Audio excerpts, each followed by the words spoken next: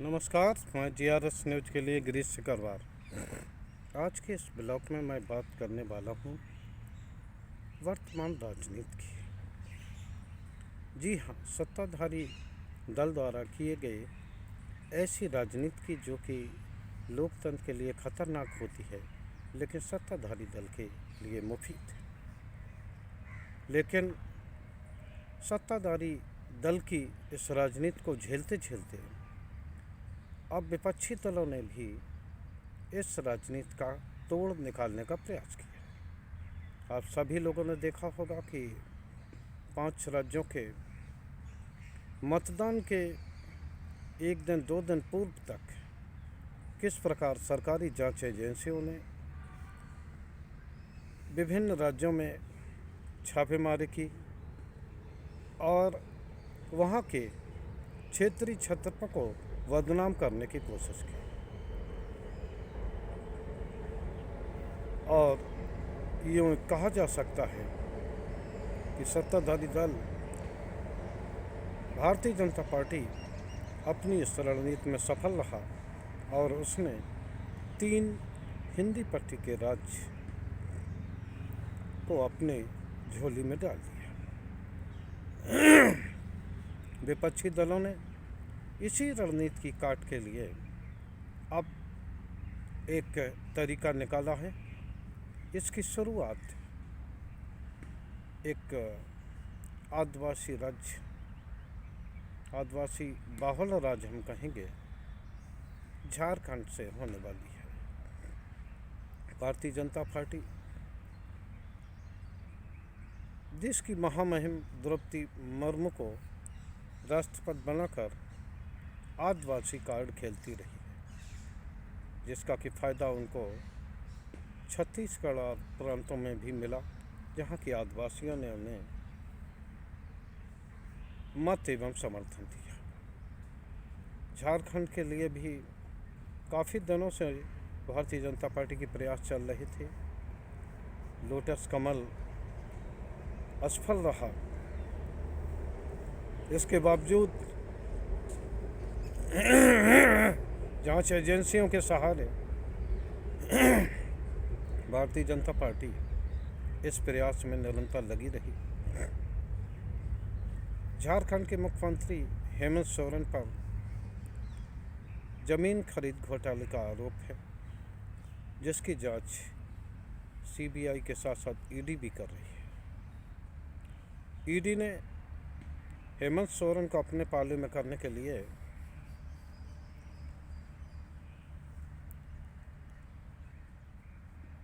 तमाम तरह के अभियान चलाए।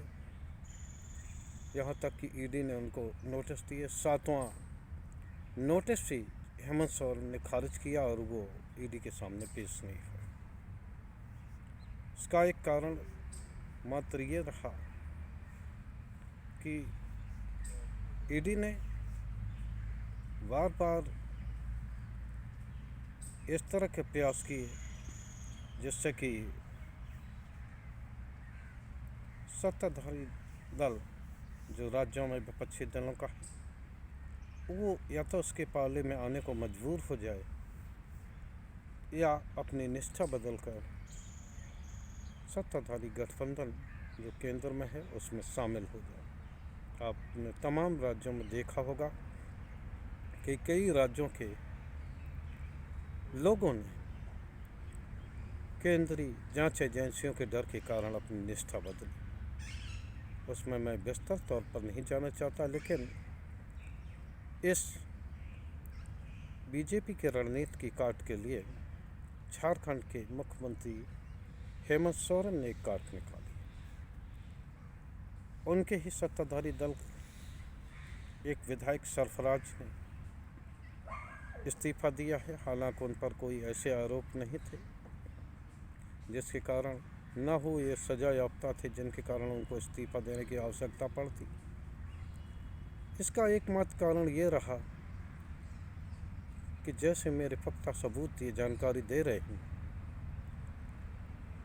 कि 7वीं नोटिस को खारिज करने के बाद निश्चित तौर पर अब केंद्र सरकार के सामने ये विकल्प बचता है कि वो मुख्यमंत्री हेमंत सोरेन की गिरफ्तारी कराएं। इसकी काट के लिए हेमंत सोरेन ने अपनी पत्नी कल्पना सोरेन को सरफराज की सीट से लड़ाने का फैसला किया। इसके पूर्व जब तक केंद्र उन्हें नई नोटिस देगा तब तक वो अपनी पत्नी कल्पना सोरेन को मुख्यमंत्री बना के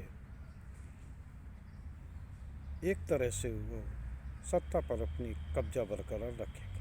निश्चित तौर पर जिस तरह से दिल्ली में मनीष सिसोदिया, सचिन जैन के अलावा अरविंद केजरीवाल को भी अब जेल भेजने की साजिश हो रही और जिस तरह उन्होंने इसका प्रतिकार किया है और यहाँ तक घोषणा की है कि अगर केंद्र सरकार उन्हें किसी मामले में जेल में भेजता है तो वो जेल से ही अपनी सरकार चलाने को बाध्य होंगे। निश्चित तौर पर ये जो काट हेमंत सोरेन ने झारखंड राज्य से निकाली है, निश्चित तौर पर इसका उदाहरण अन्य राज्यों में भी पेश किया जाएगा। आप सभी लोगों को जानकारी होगी पश्चिम बंगाल में हालांकि वो ममता बनर्जी पर सीधा वार नहीं कर रहे हैं, लेकिन जिस तरह से उनके भतीजे अभिषेक बनर्जी और उनकी पत्नी रुचना बनर्जी पर शिकंजा केंद्रीय एजेंसियां कस रही, उससे इस तरह का महसूस हो रहा है कि वो ममता बनर्जी को किसी तरह परेशान करके इस बात के लिए राजी करना चाह रही है केंद्र सरकार कि वो इंडिया गठबंधन के तहत अलग होकर चुनाव लड़े। और जिस तरह से ममता बनर्जी ने अपना स्टैंड बदला और उन्होंने एक बयान के जरिए कांग्रेस और वामपंथी दलों की आलोचना की है, उसमें ऐसा लगता है कि केंद्र सरकार अपनी योजना में कुछ हद तक सफल रही। इसी प्रकार कर्नाटक में भी कांग्रेस के बड़े नेता DK शिवकुमार ED के रडार पे हैं। CBI एजेंसी भी उनके कई मामलों की जांच कर रही है, जिसमें कि हालांकि कुछ अभी तक मिला नहीं है, लेकिन एजेंसियां अपने काम पर लगी हैं। और बिहार जो कि इंडिया गठबंधन का अगुवा कर रहा,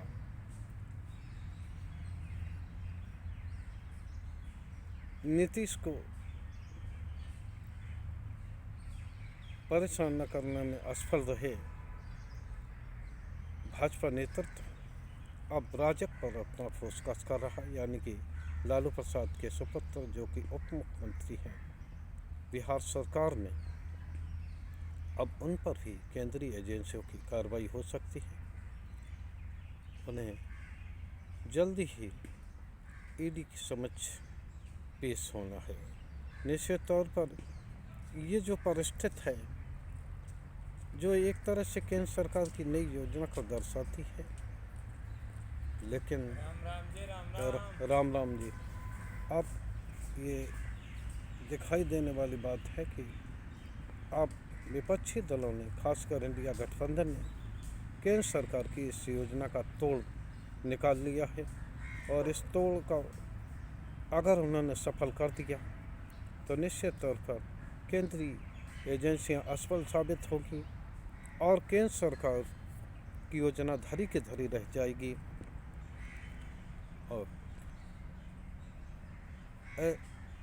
जिस तरह से झारखंड के मुख्यमंत्री ने अपने विधायक को इस्तीफा देकर अपनी सत्ता को अपने पास रहने का प्लान तैयार कर लिया है, लगता है अन्य राज्य भी इसका अनुसरण करेंगे और वो भारतीय जनता पार्टी के कुचक्करों से बचते हुए निश्चित तौर पर नई योजना के तहत उनसे लंबी लड़ाई के लिए तैयार होंगे। आज के ब्लॉग में बस इतना ही। जय हिंद, जय भारत।